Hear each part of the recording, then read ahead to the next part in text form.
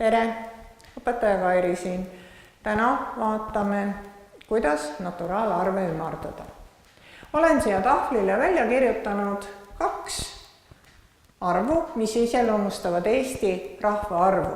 2011. aastal elas Eestis 1 294 236 inimest ja 7 aastat hiljem 1 319 133 elanikku.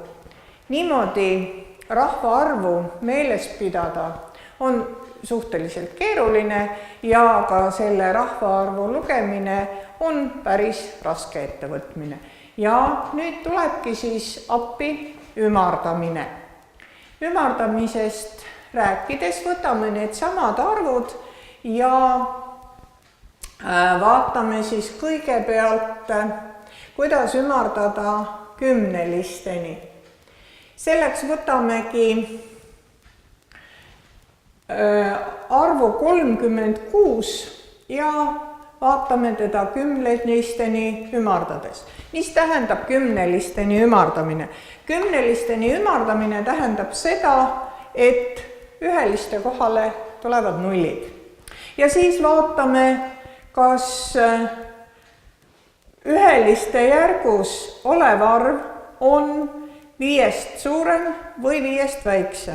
Kui üheliste arv on 5 suurem või 5-ga võrdne, me ümardame kümnelisteni ja saame siis 1 kümnelise rohkem, kui esialgses arvus oli, ehk 36 kümnelisteni ümardades on 40.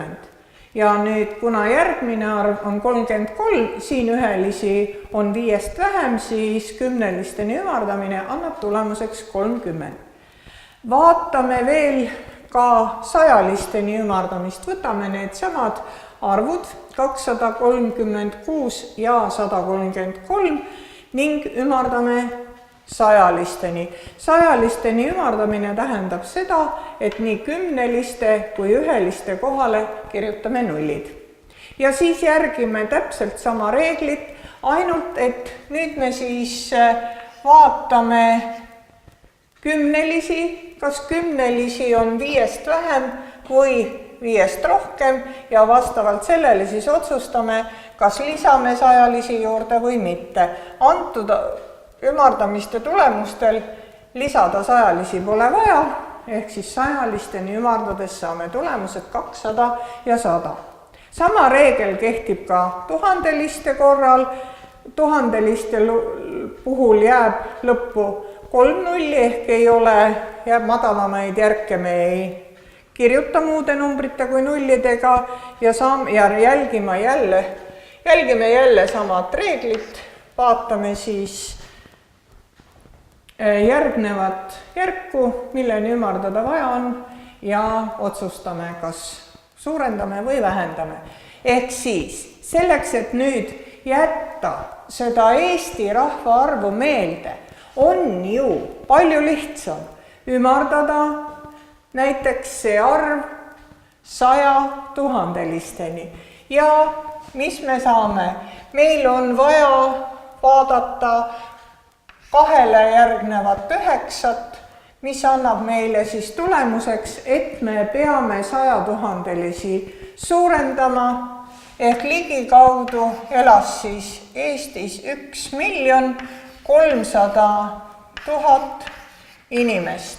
Ja tegelikult 7 aasta pärast ümardades me saame täpselt selle sama tulemuse, sest 3-le 100 tuhandelisele järgneb 1 10 000-line. Minu soovitus: õpi ümardamise reeglid selgeks ja sul on oluliselt lihtsam jätta meelde ligikaudseid suuri arve. Edu sulle!